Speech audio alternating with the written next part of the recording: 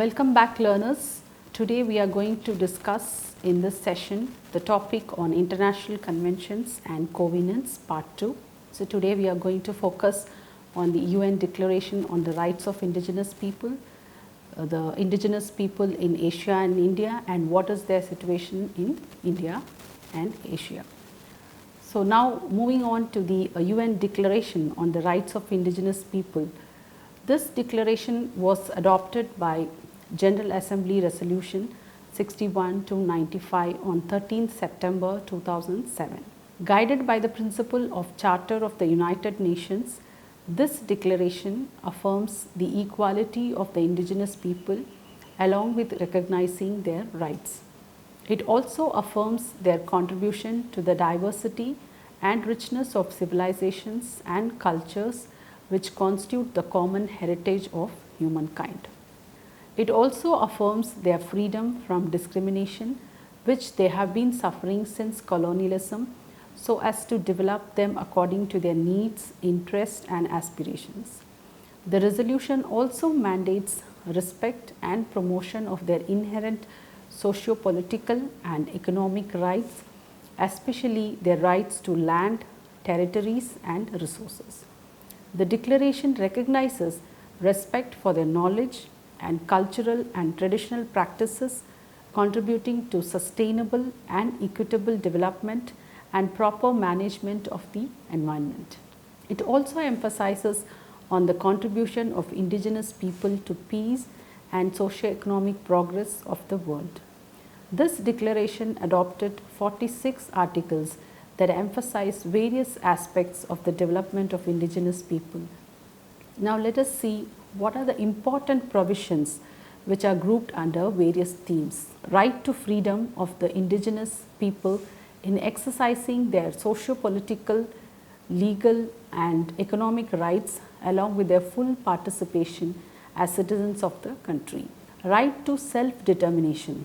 Articles 3, 4, 6, 20, 21, 23 and 33 deal with the right to self-determination of the indigenous people in terms of their own identity, sense of belongingness to any religious faith and traditions. Articles 8 and 9 protect them from forced assimilation or integration so as to protect the culture and promote their right to belonging to any community or nation. Article 10 deals with the protection of indigenous people from forced displacement. Then revitalization of history. Articles 11 to 13, it gives the indigenous people right to revitalize their cultural history, to maintain and protect their cultural past, that is historical sites, religious and cultural sites, artifacts, designs, ceremonies and technologies. Articles 14 to 17 recommend the protection of the education system, including language of indigenous people. These encourage people to establish media in their own language so as to reflect the indigenous cultural diversity. Articles 18, 34, 35 deal with the right to decision making process of the indigenous people and to promote, develop and maintain their institutional structure and their distinctive customs, spirituality and traditions. Article 22 deals with the protection of the rights of indigenous women, youth, children and persons with disabilities. Article 24 and 31 protect the knowledge system of the people in the matter of traditional medical and health practices, including the conservation of medicinal plants and animals, as well as manifestation of their own science, technologies and culture, traditional games and visual and performing arts. Article 25 to 30 and 32 deal with the right to land or territory of indigenous people, including their laws, inheritance, ownership, conservation and protection of the lands and forest resources, etc. Articles 36 to 38 recommend the role of the state in protecting the rights of the indigenous people. Articles 39 and 40 deal with the right of the indigenous people to have the right to assist from the states in finance and technical matters. Finally, Articles 41 to 46 deal with the roles of the UN systems and their intergovernmental organizations in ensuring the protection of the rights of indigenous people. Thus, the resolution of the United Nations pertaining to the indigenous people takes a right-based approach without which the real recognition of their diversity and empowerment seems to be a distant dream. Now let us discuss more on the topic indigenous people of Asia and India. Indigenous people struggle found a space with the UN system in 2000 when the Parliament Forum on Indigenous Issues was established. In this body, indigenous people and states were equally represented. So far, it used to be the domain of the state governments. On 13 September 2007, the General Assembly of the United Nations adopted the Declaration on the Rights of Indigenous People. Except for Bangladesh, all Asian governments voted for the declaration. Bangladesh abstained from voting. The success of the international indigenous movement culminated in the adoption of the UN Declaration on the Rights of Indigenous People by the UN General Assembly. The declaration was adopted by majority vote of 144 states. As many as 11 countries abstained. Only 4 countries voted against it: the US, Canada, Australia and New Zealand. Until June 6, 2008, when Japan Parliament voted in favor of recognizing the INU as the country's indigenous people, only 2 Asian countries had officially recognized the existence of indigenous people within the boundaries, the Philippines and another country was Taiwan. Lysenberg points out that indigenous people are subjected to many names or terms in their own countries. Asian governments have difficulties with the concept of indigenous people. The workshop on the concept of indigenous people was jointly organized by the Asia Indigenous People Pact and the International Work Group for Indigenous Affairs and TEPTEPA Foundation in March. The deliberation showed that a definition of indigenous people was not necessary and would be counterproductive in view of many positive developments at the international scene. Ernie says that over the past decades, there has been an increasing presence of indigenous people in international processes and institutions dealing with issues such as human rights, sustainable development, forest and biodiversity conservation, international trade or intellectual property rights. The main agenda of these processes was to ensure the indigenous people's rights, to prevent them from further marginalization or destruction of their livelihoods, cultures and societies. Let us see about the tribal indigenous people in India. The term indigenous people or indigenous population is used in various senses. B.K. Roy Berman uses it in 3 different senses. One is chronological, second is relational and the third one is normative sense. Indigenous people or populations in a chronological sense means the earliest inhabitants, if not autochthons. Further points out that the ILO does not use the term universally for the same or analogous category of social entities. And in a relational sense, the term indigenous means the indigenous and tribal people occupying almost without exception in the north and south a poor and marginalized position in national societies. These are the people who until recently are believed to have lived in isolation and whose traditional way of life is being slowly torn apart. Further, in other regions of the globe, the resource base has been severely eroded and no alternative means of subsistence has been provided. It has also been pointed out that in some regions, they may be better off. They still form the lowest social strata. So Roy Berman uses the term indigenous people in the sense of their isolation, techno-economic backwardness, distinctiveness from the dominant culture of the country and marginalization.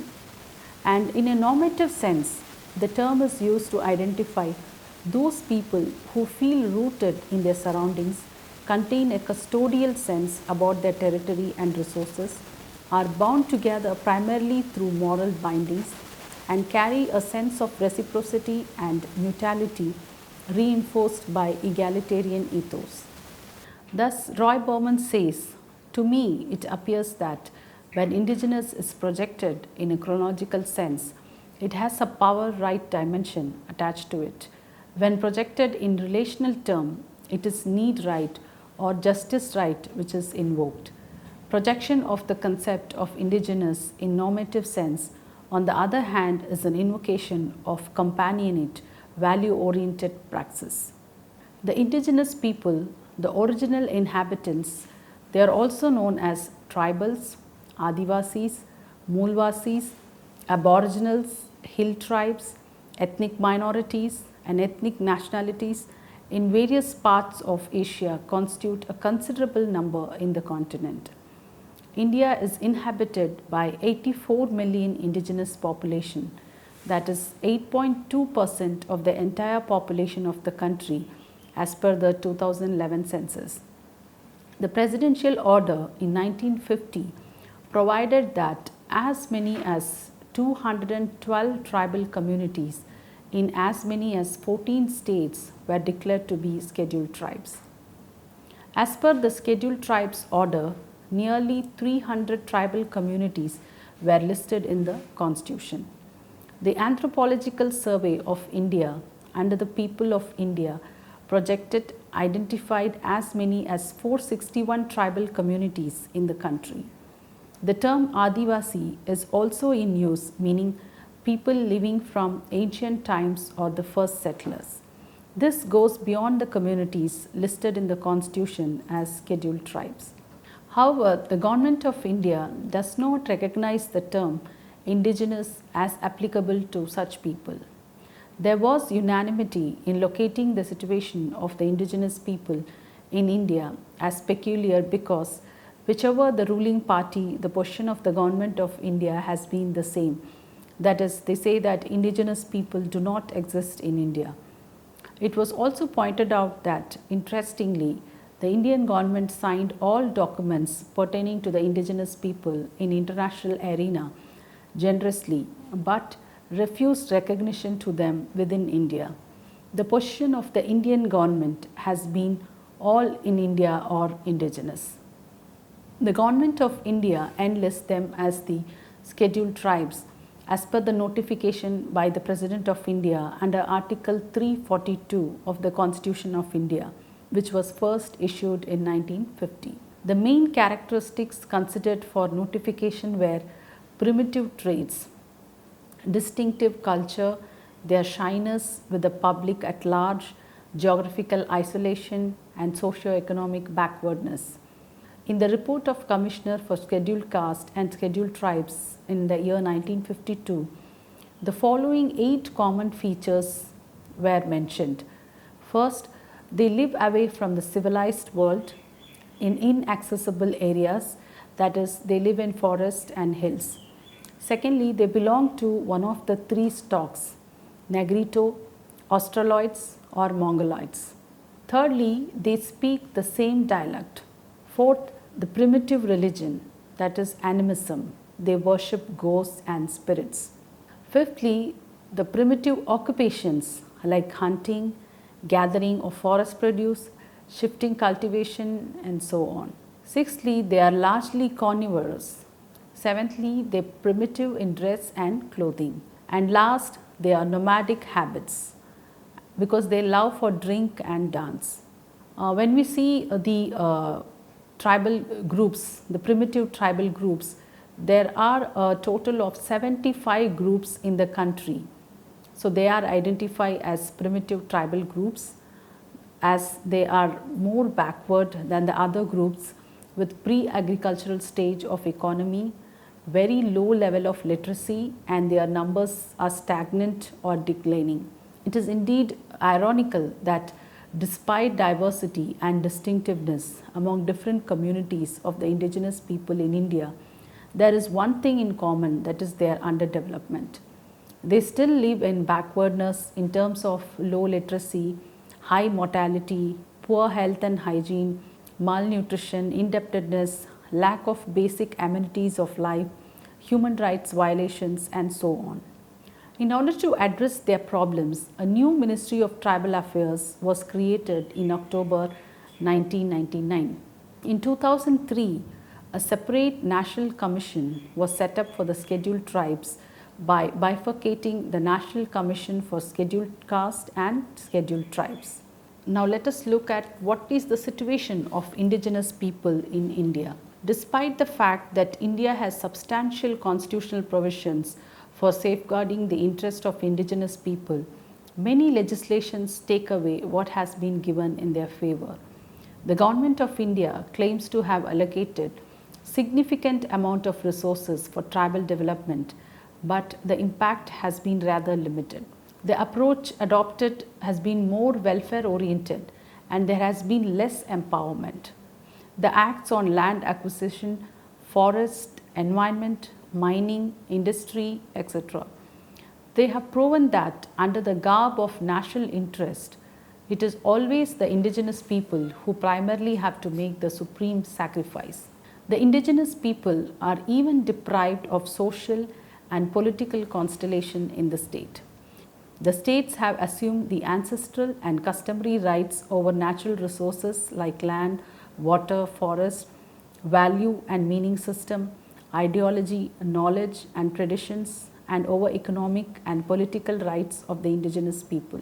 Economic policies are oriented towards exclusively economic, ignoring other indicators. The economic policies are oriented towards exclusively economic, ignoring other indicators of development such as health, education, human rights, participation in the decision making process, and so on. Despite these international conventions and national legislations, indigenous people still continue to be marginalized. The displacement of their communities from their traditional lands and the militarization of the territories are some of the nightmares of their powerlessness. Most of the current issues impacting indigenous people in South and Central Asia stem not from natural disasters but from processes associated with globalization, imperialism and capitalism. There are a number of issues such as identity and full citizenship, democracy and participation in the political life of the state and country, development and displacement, ownership of land and custodianship of the forest and natural resources, education and health, human security, food security and the right to sustained and dignified livelihood. Indigenous people continue to be among the poorest and most excluded and marginalized politically, economically, educationally and socially. There are exacerbated threats to their lands and resources under the pressure of globalization. There is increasing evidence of identity related conflicts, often rooted in socio-economic discontent. Addressing indigenous people poverty requires a new development paradigm. They need policies substantially different from those which are currently being applied. Now let us have a quick recap on what we have learned from this unit. We have learned that there are about 300 million indigenous people across more than 70 countries, of which approximately 70% live in Asia. We have also learned that India accounts for about 10% of 8.6 million indigenous people of the country, and the use of the term indigenous people for certain groups of people has been controversial. Then we also discussed on the focus on indigenous people, which can be traced back to 1960s, the process of decolonization which has led to renewed emphasis on people's right to self-determination, creating a larger political space in which new groups could begin to assert claims, marginalization of indigenous groups in the new political mainstream. The ILO Convention of 107 of 1957 and 169 of 1989 have provisions for preservation, protection and promotion of the indigenous populations. The year 1993 was declared as the first International Year of Indigenous People. In 1993, the UN World Conference on Human Rights in Vienna recommended the declaration of Decade of Indigenous People from the year 1995 to 2004. Again, we also came to know from this unit that from 2005 to 15, it was declared as the second international decade of the world's indigenous people. The Cultural and Survival Organization, it is an NGO. So in their article in the year 2019, they said that 30 years ago, on June 27, 1989, the International Labour Organization adopted Convention 169 on indigenous and tribal peoples, primarily to facilitate the development of dialogue between a country's government and the indigenous peoples who live in that country.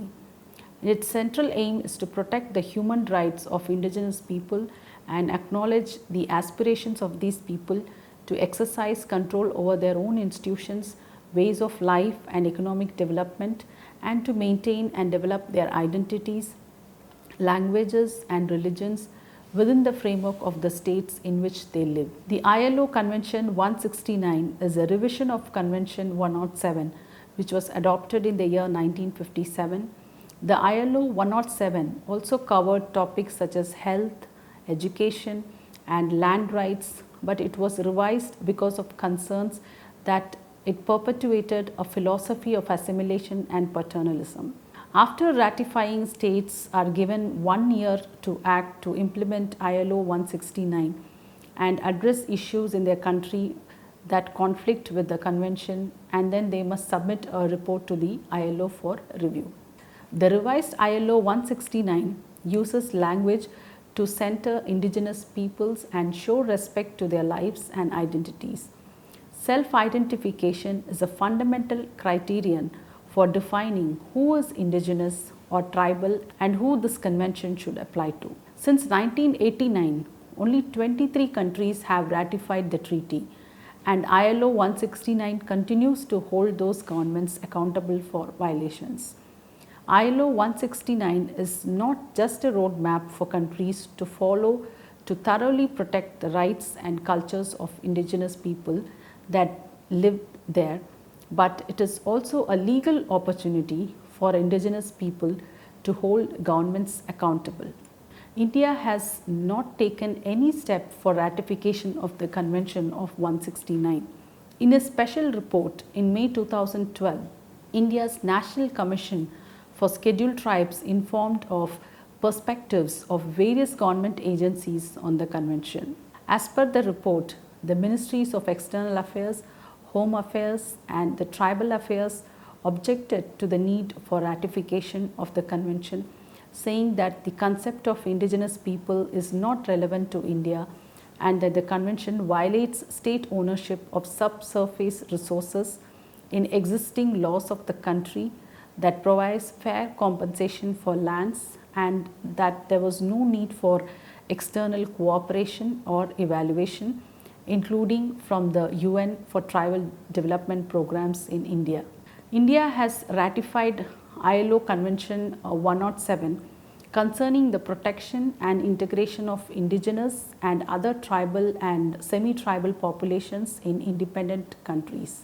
In its review of India's application of the convention and recommendations in the year 2010, the ILO Committee of Experts noted that a national tribal policy was still under consideration but not yet finalized, and encouraged India to draw on ILO Convention 169. However, the tribal policy is yet to be finalized. So learners, I hope you would be learning the content and watching the videos carefully, because the topic what we discussed is very important, that is on international conventions and covenants. So happy learning. Thank you.